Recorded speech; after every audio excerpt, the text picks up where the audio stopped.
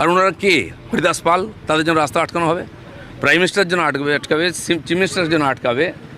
আমি যদি বলি তুমি কোন হরিদাস পাল, আমি যদি বলি তোমার কথা মানি না, তুমি যদি আমাকে আইন দেখাও, তুমি যদি আমাকে ক্ষমতা দেখাও, তুমি যদি আমাকে পুলিশ দেখাও, তুমি যদি আমাকে মন্ত্রিত্ব দেখাও, তুমি যদি আমাকে দুনিয়া জমিনে ভয় দেখাও, দেশে আইন বলে জিনিস আছে না নেই?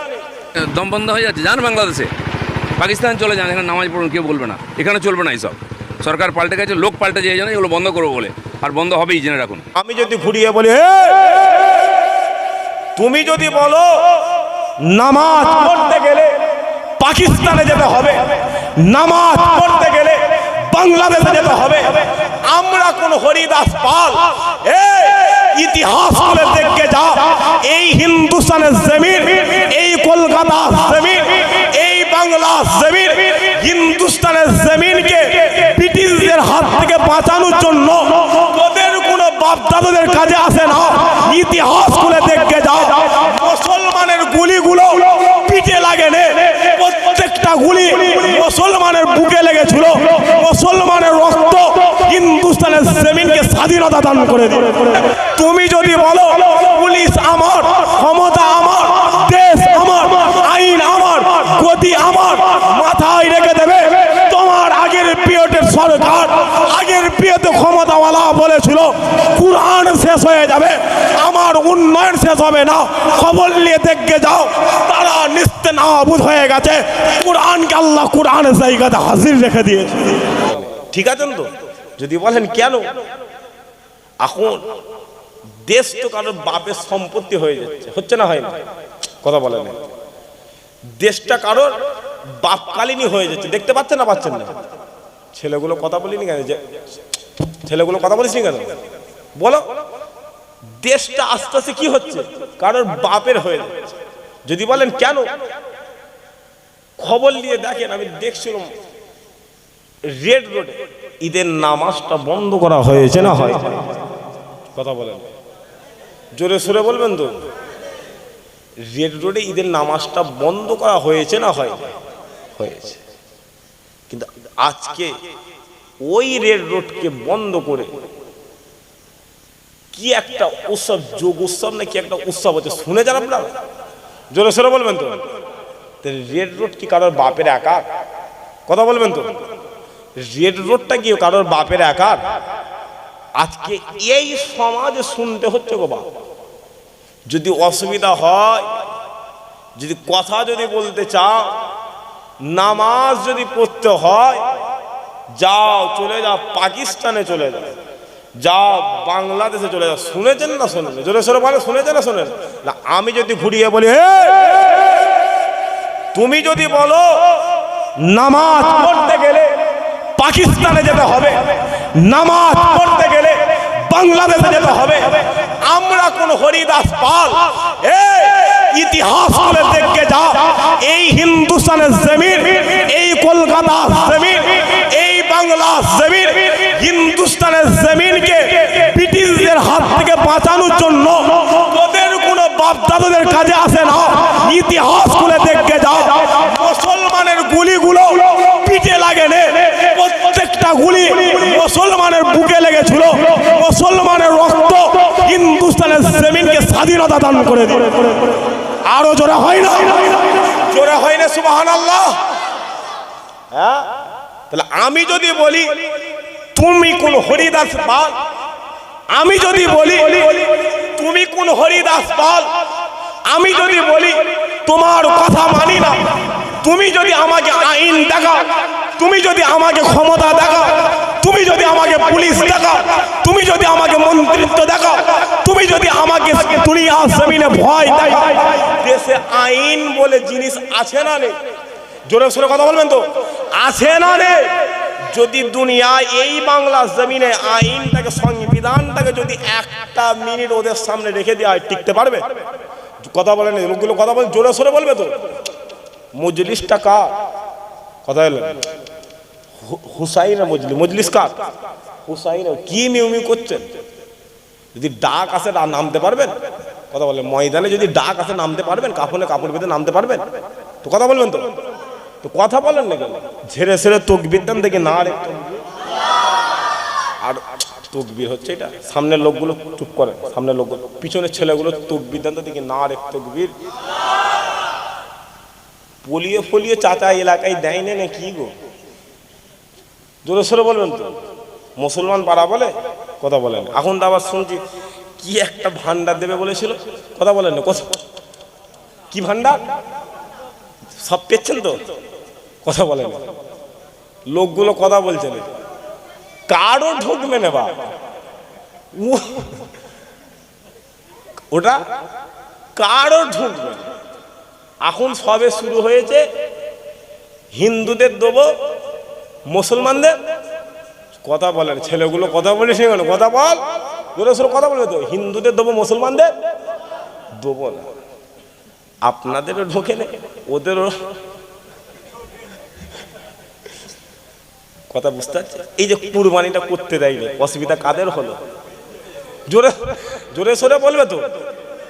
আর আপনাদের এটা হারোয়ানা মিনা খা, কথা বলে। এমন এমন লোক একটা দলে ঢুকলো, বাবা পুরো দলটাই শেষ হয়ে গেল। দেখেছেন? জোরে সোরে বলবেন তো, হাঁকি না বলছি। এমন এমন হাতে গোনা কয়েকটা লোক এলাকায় ঢুকলো, দলটাই ঢুকলো, পুরো দলটা 1.5 মাসে একটা নতুন, একটা জোরে সোরে কথা বলেন লোকগুলো, একটা নতুন হয়েছে আর একটা সবে 1.5 মাস। কথা বুঝতে পারছেন না? বাচ্চা এখনো 4.5 বছর বাকি আছে না নেই? কথা বলেন। এখনো থাকবে বলে মনে হচ্ছে, কথা বলেন। সেবারে মোবাইলে দেখছিলাম আপনাদের এমএলএ না কি দেখি মহিলারা দেখি, তারা দেখেছেন আপনারা? কথা বলেন, জোরে সোরে বলবেন তো। আমাদের ধর্মের না ওদের ধর্মের না, আমার ওদের ধর্মের। তারপরও সে যেই হোক তার সঙ্গে আমার মতন ঐক্য হতেই পারে। মাথায় টুপি আছে না নেই? জোরে সোরে বলো। মুখে দাঁড়িয়ে আছে না নেই? গায়ে সুন্নতি লেবাস আছে না নেই? তুমি মুসলমান দাড়িওয়ালাকে দেখে দেখে দেখে দেখে টার্গেট করছো, দিনটা আসবে না আসবে না? কথা বলেন সবাই মিলে জোরে সোরে, আসবে না আসবে না? আপনারা হয়তো মোবাইলে দেখেছেন কি বলতে পারবো না, মাদ্রাসাগুলোকে বন্ধ করে দেওয়া। শুনেছেন আপনারা? জোরে সোরে বলবেন, শুনেছেন? হ্যাঁ, নতুন কাক যখন গু খাওয়া শেখে, গু একটু বেশি, জোরে সোরে বলবেন তো। লোকগুলো অসুবিধা হচ্ছে নাকি? নতুন কাক যখন একটু গু খাওয়া শেখে, কি খায়? গু একটু। পাখি যখন ওড়া শেখে, বেশি উঠতে পছন্দ করে না করে? বয়স হলে ওরা কমায় না কমায় না? সবে নতুন, সবে নতুন। তুমি কি ভাবছো মুসলমান ভয় পেয়ে যাচ্ছে? না। তুমি যদি বলো যে মুসলমান কোন হরিদাস পাল, মুসলমান কোথায় বাড়ি, চোখটা খুলে রাখো, আল্লাহ তোমাকে চোখ দিয়েছে। কানটা খুলে রাখো, আল্লাহ তোমাকে কান দিয়েছে। মুসলমান যদি বাংলা জমিনে একবার উঠে দাঁড়িয়ে যাবে, আল্লাহ চাইলে বাংলা জমিনকে আবারও কামিয়াব দান করে। আরো জোরে হয় না? যদি বলেন কেন এই থানার নাম উত্তর 24 পরগনা, এটা জোরে সোরে বলবেন তো। এটা হারোয়া তো। এই হারোয়ায় হযরতে গোরাচাঁদ হুজুর শুয়ে আছে না? পাশে বসিরহাট তো আল্লামা রুহুল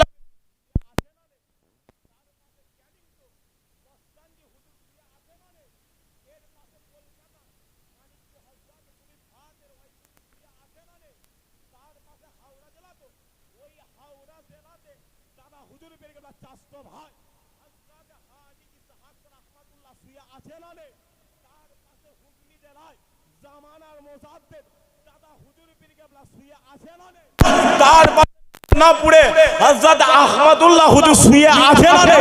জোরে সোরে বলা আছে না? তুমি যদি বলো পুলিশ আমার, ক্ষমতা আমার, দেশ আমার, আইন আমার, গতি আমার, মাথায় রেখে দেবে তোমার আগের পিরিয়ডের সরকার, আগের পিরিয়ডে ক্ষমতাওয়ালা বলেছিল কুরআন সে শেষ হয়ে যাবে, আমার উন্নয়ন শেষ হবে না। খবর নিয়ে দেখে যাও, তারা নিস্তে নাবুদ হয়ে গেছে। কুরআনকে আল্লাহ কুরআনের জায়গাতে হাজির রেখে দিয়েছে। তুমি যাও ইমামে হুসাইনের দরবারে চলে যাও, যাও চলে যাও, চলে যাও। রাসূলুল্লাহ সাহাবা, রাসূলুল্লাহর কলিজার টুকরা ইমামে হুসাইনের দরবারে চলে যাও, ইমামে হুসাইনের দরবারে চলে যাও। ইমামে হুসাইন যখন মদিনা জমিন দিয়ে হেঁটে হেঁটে, মদিনা জমিন দিয়ে হেঁটে হেঁটে রাজ দরবারের দিকে আসতে লেগেছে, রাজ দরবারের দিকে যেতে লেগেছে। হঠাৎ করে হযরতে আব্দুল্লাহ ইবনে ওমরের সঙ্গে দেখা হয়ে গেল, আব্দুল্লাহ ইবনে ওমরের সঙ্গে দেখা হয়ে গেল। যখনই দেখা হয়ে গেল, রাসূলুল্লাহ সাহাবা, হুজুরের সাহাবা, রাসূলুল্লাহ নওয়াজা ইমামে হুসাইন হুজুর বলতে লেগেছে, ভাই আব্দুল্লাহ, তুমি কি কোনো কথার খবর পেয়ে গেছো? তুমি কি কোনো কথা কাজে পেয়ে গেছো? তুমি কি জেনেছো রাষ্ট্রনব থেকে আমাদেরকে ডাকা হয়েছে, আমাদেরকে দেখা করতে বলা হয়েছে? ওই সময় ওমরে ফারুক হুজুর বলতে লেগেছে, না না না না, আমার জানা নেই, আমি খবর পাই না।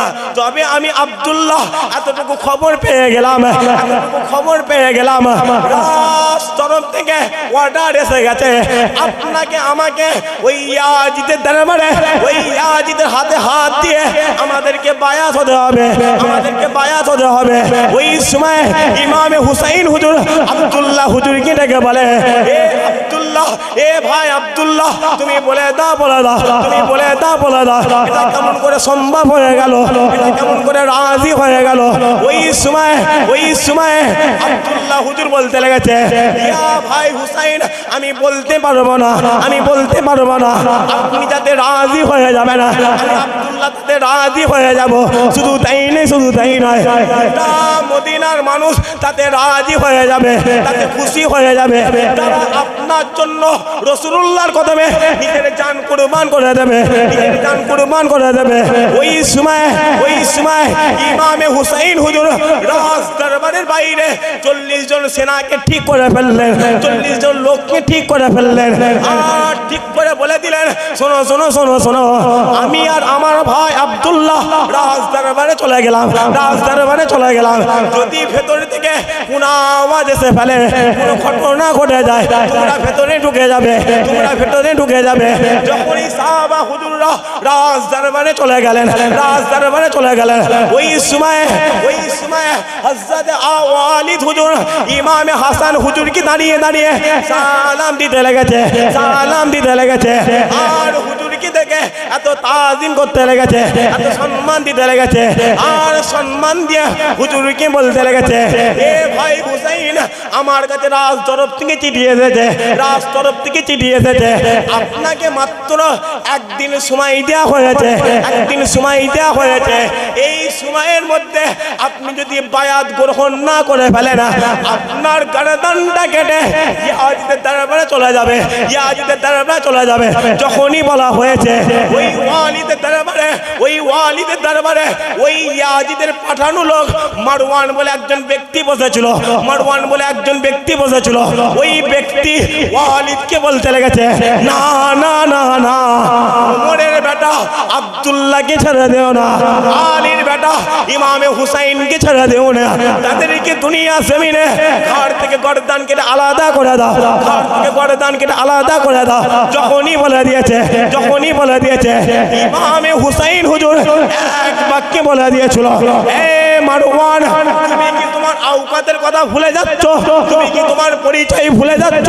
তোমার মতো মারওয়ান যদি আমি ইমামে হুসাইন আমার গর্দান কাটতে আসে, হাজার হাজার মারওয়ান দুনিয়া জমিন থেকে বিদায় নিয়ে নেবে, আমি হুসাইন আমার গা থেকে, আমার শরীর থেকে একটা পশম পর্যন্ত খুলতে পারবে না। হুসাইন হুজুর মারওয়ানকে বলছে, হে মারওয়ান, আওকাত ভুলে যাচ্ছিস, পরিচয় ভুলে যাচ্ছিস। যখনই হুজুর চিৎকার দিয়েছে, 40 জন যে বাইরের লোকগুলোকে ঠিক করেছিল, ওই সেনাগুলো ভেতরে ঢুকেছে, ঢুকে বলছে, হুসাইন হুজুর কি হয়েছে বলে, কাকে জবাই করতে হবে? হুসাইন হুজুর কথা ছোট করে বাইরে চলে গেল। মারওয়ান সঙ্গে সঙ্গে ইয়াজিদকে চিঠি করে দিল, এই ইয়াজিদ, এই মদিনার গভর্নর ওয়ালিদ যতদিন থাকবে, মদিনা তো দূরের কথা, ওমরের বেটা আব্দুল্লাহ, আলীর বেটা হুসাইন তোমার জীবনে বায়াত গ্রহণ করবে। যখনই চিঠি পৌঁছে গেল, ইয়াজিদ গভর্নর চেঞ্জ করে দিল, ওয়ালিদকে সরিয়ে আমর ইবনে আসকে মদিনার গভর্নর করে দিলেন। যখনই করে দিলেন, ওমর ইবনে আস চেয়ারে বসার আগেই বলে দিল, আব্দুল্লাহ ইবনে ওমর আর ইমামে হুসাইনকে যেখানেই দেখতে পাবে গর্দান কেটে হাজির করে। কি বলল? গর্দান কেটে হাজির করে দাও। যখনই বললেন, ইমামে হুসাইন হুজুর এবার গা ঢাকা দিয়ে দিলেন। ধরে নেন বিকেলবেলা ঘোষণা হয়ে গেছে হুসাইনের গর্দান কেটে আনো। হুজুর মনটা খারাপ করে গা ঢাকা দিলেন। মাগরিবের নামাজ পড়লেন মসজিদের নববীতে, মাগরিবের নামাজ পড়লেন। বসে বসে বসে বসে খুব কাঁদছে, এত কাঁদছে যেন মনে হচ্ছে হুসাইনের কান্না গোটা মদিনা কাঁদতে লেগেছে। রাত গভীর হয়ে যাচ্ছে, রাত গভীর হয়ে যে কোনো মুহূর্তে হুসাইনের গর্দান কাটা হবে। বাচ্চা আলী আসগার রয়েছে, বোন জাইনাব রয়েছে, ভাই ইমাম মুসলিম রয়েছে, সবাইকে ইয়াজিদ শেষ করে ফেলে। মুসলমানের ছেলে একটু খেয়াল করে শুনে রেখে দেন,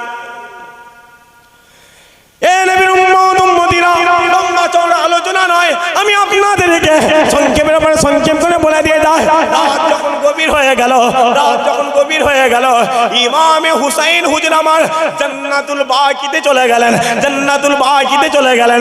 আম্মা জান ফাতেমা হুজুরের কবরটা জিয়ারত করে নিলেন, কবরটা জিয়ারত করে নিলেন। জিয়ারতের সময় এত জোরে জোরে কান্না করে, এত জোরে জোরে কান্না করে, আর কেঁদে কেঁদে বলে, আম্মা আজ আমি ইমামে হুসাইন, মদিনার মানুষরা, মদিনার মানুষরা আমি হুসাইন আমাকে জবাই করবে বলে, আমার গর্দান কেটে নেবে বলে আমার পিছনে পড়ে গেছে, আমার পিছনে পড়ে গিয়েছে। আম্মা জান, আর জীবনে জিন্দেগিতে আপনার কবরের সামনে আসা হবে না, আপনার কবরের সামনে আসা হবে না। আপনি আমাকে দুনিয়া জমিনে ক্ষমা করে দেবেন, দুনিয়া জমিনে মাফ করে দেবেন। জান্নাতুল বাকিতে হুজুর আমার যখন জিয়ারত কমপ্লিট করে নিলেন, জিয়ারত কমপ্লিট করে নিলেন, জিয়ারত কমপ্লিট করার পরে নানা জান রাসূলুল্লাহ দরবারে হাজির হয়ে গেলেন, হাবিবুল্লাহ দরবারে হাজির হয়ে গেলেন।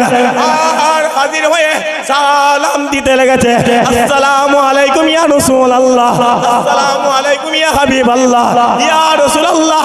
এ আমার নানা জান, আপনাকে আমি বিচার দিয়ে গেলাম, আপনাকে আমি দুনিয়া জমিনে বলে গেলাম, এই মদিনার মানুষেরা আপনার কলিজার টুকরা ইমামে হুসাইন হুজুরকে জবাই করতে যায়, ইমামে হুসাইন হুজুরকে দুনিয়া জমিনে তারপর তার যুদ্ধ করতে যায়।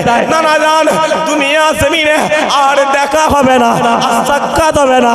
আপনি আমাকে দুনিয়া জমিনে মাফ করে দেবেন, দুনিয়া জমিনে কবুল করে দেবেন।